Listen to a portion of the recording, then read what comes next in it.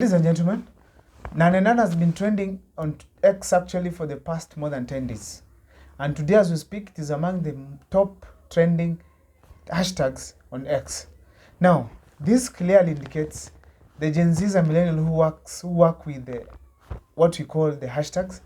Tomorrow they'll be in the streets. Therefore, the government has to be ready to face them on the streets. But why are the Gen Zs determined to come out on Thursday, NANE NANE, tomorrow, to the streets? On this video here, I want to dissect on the reasons as to why these guys are going to the streets and why we are heading actually to the streets. But before I do so, if this is the first time you're watching our videos, make sure to subscribe, like, and comment, because that is the best support you can always give this channel. Now, first of all, let me say that the Gen Zs and millennials have been having an effective campaign against some of the poor things and bad things that are happening in the government. Starting with the rejection of the Finance Bill 2024, where Gen Zs and millennials went to Parliament. Also going to some reshuffling of the cabinet. I mean, not reshuffling, they said dismiss, but it was reshuffled. But of course, dismissal occurred and then they were returned back. And many other things where we had President William Ruto traveling outside the country and there. But this time around is now almost 2 months down the line and he has not been traveling. So therefore, I want to quote here very well that there are so many reasons that are remaining that are making these gentlemen to go, women, to go back to the streets. Now, in my list today here, one of them, it is corruption. Now, according to my understanding right now, William Ruto has not internalized what the Gen Zs and millennials are talking about. One aspect that he's doing right now is to ignore what these gentlemen are saying and disconnect it from what the rest of the country is thinking and saying about the government. William Ruto has to know one simple thing. The Gen Zs or the millennials are speaking on behalf of the rest of the country. Therefore, he has to listen to the issues that are being there and address them accordingly. Accordingly. Why am I saying so? These issues are so crucial and critical to the common mwananchi that William Ruto always says that it represents. Therefore, campaigns across the country cannot correct the problem that the Kenyans are talking about through the Gen Zs particularly. So therefore, William Ruto's ignorance that this country is, the people who are in the protest are just the Gen Zs is going to cost him a lot, and it is one of the things that is taking the Zs to the streets. Another thing you need to know is this. The Gen Zs and millennials are educated people in this country. They're enlightened, they know what they're doing. William Ruto is trying to counter them with politics, yet these people are smart, taught by Kibaki during his time, and are now jobless, and most of them are in universities, and they're ready to face him at any point. So therefore, William Ruto's ignorance about the education, their clever, their intelligence, is affecting and making these people to turn against William Ruto each and every day. Since yesterday, when you go to X, the conversation have been on the problems that Kenyans are experiencing.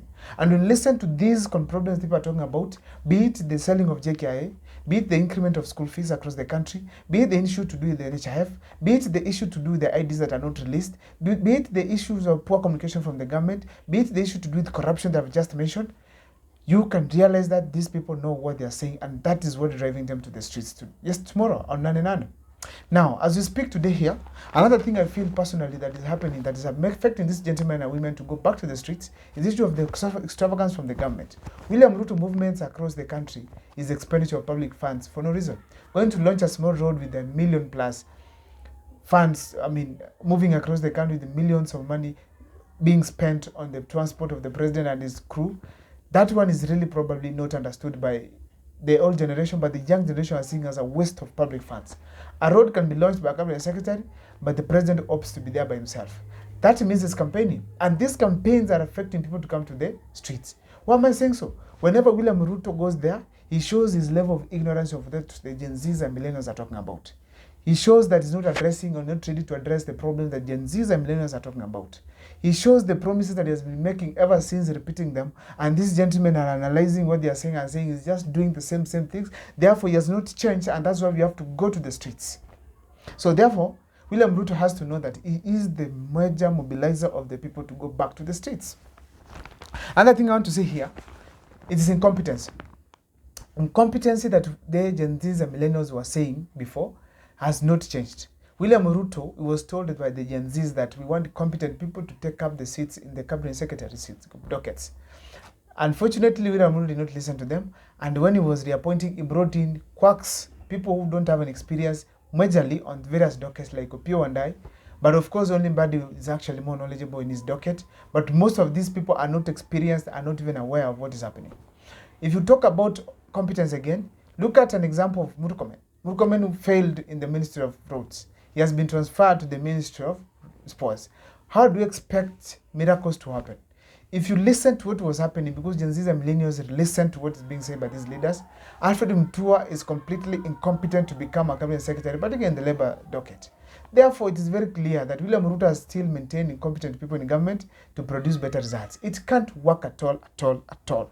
Therefore, I'm saying that William Ruto, through that kind of incompetency recruitment, has resulted to the issue to do with the Kenyans, particularly the Gen Zs and millennials, to get back to the streets come on 8th. NANE NANE. Another thing I want to say about here is this. William Ruto, one thing that he has done is that he has not addressed the challenges that Kenyans are facing. For instance, the Gen Zs are directly hit by huge amounts of school fees. This is an area that William Ruto was supposed to consider and say the school fees are going to be reduced, or rather they are going to adopt the previous formula to ensure that Gen Zs and millennials are paid to school and affordable school fees, because right now it's so much back in campuses. Another thing I want to say here, delays or IDs. IDs are still delaying. People are not getting the IDs. The president is ignorant about this. He's not addressing this issue. Instead, he's promising Wi-Fi in the villages and telling people using laptops to get money. Another thing, people are interrogating the president's moves of saying 250,000 Kenyans are going to go to foreign countries to work there. Then people are questioning that, why don't we create these jobs here in the country? Why do we want just kill our economy and promote it for the others? So therefore, it is very clear that Kenyans really are questioning every aspect that William Ruto is saying here. Another thing that is taking to the streets is the issue of the JKIA. Despite Kenyans making an attempt to go to the airport about it, over the leasing, President William Ruto is insisting that the Adani people have to take over the airport and run it. What is going to happen if this is happening? That means Kenyans are going to go against it again. It is also another thing taking people to the streets because they feel Adani does not qualify, first of all, because of its corruption issues before that it was accused of. And also, there was no public participation and the deal was not open for people to know until the information was leaked.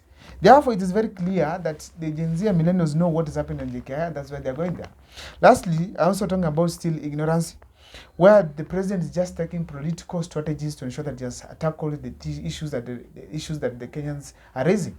I'm using the word Kenyans here deliberately because the Gen Zs are representing the Kenyan population on what they are saying. Why am I saying so?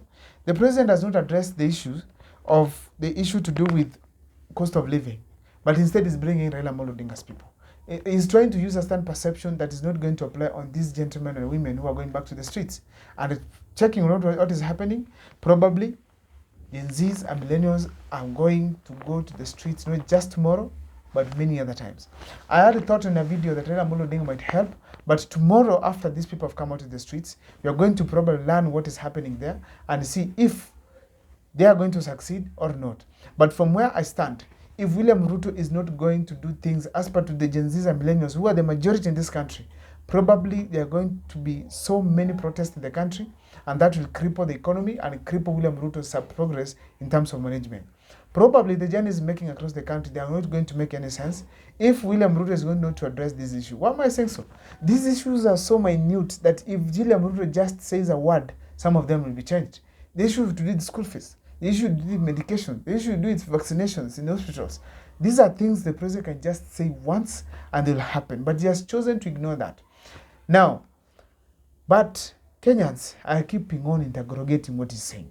And if he's not going to change, probably streets are going to be dirty and also crowded by the Kenyan youths. That is my video there and there. And if this is the first time you're watching our videos, make sure that you subscribe, like, and comment, because that's the best support you can always give this channel. And if this is the first time you are watching, please make sure that you subscribe.